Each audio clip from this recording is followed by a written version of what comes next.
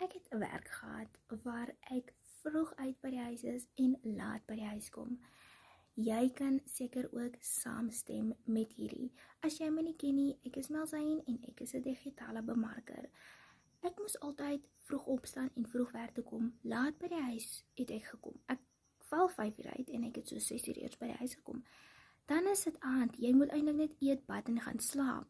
Maar ek wil nog gewoonlik 'n storie inpas of met my ma gesels en as ek my kom kry dan is dit te laat. Ek kry nie genoeg slaap nie en as ek weer môre by die werk kom, dan is ek weer moeg en vaak. En jy kan seker met dieselfde assosieer want jy gaan vroeg uit, daar's nie tyd om die huis reg te trek nie. Vanmiddag as jy by die huis kom, moet jy nog huis reg trek en jy moet dalk nog kos maak. Wel, as jy 'n aanlyn besigheid het, is jy jou eie baas. Jy kan werk wanneer jy wil op jou terme. Jy kan jou 2 ure opdeel van 15 minute hier en 20 minute daar.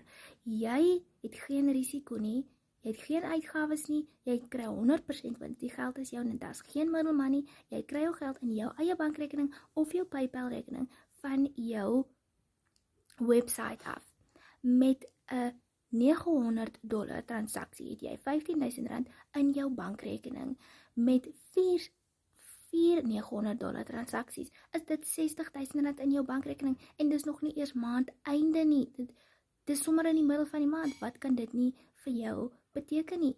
Jy hoef nie eers te wag vir jou 17de dag voor jy 'n verlofdag kry nie. Jy hoef ook nie eers toestemming te wag of toelating te wag voordat jou verlof goedgekeur is nie en jy hoef ook nie eers 'n siekbrief te kry wanneer jy siek is nie. As jy ook jou eie baas wil wees, waar jy jou eie besigheid begin en jou eie besigheid het, sit vir my besigheid in die comments en ek deel met jou 'n kort PDF en video hoe om jou eie aanlyn besigheid te kan begin en waar jy jou eie baas kan wees. Jy kan ook vir my 'n WhatsApp stuur, my nommer sal in die onderkant verskyn.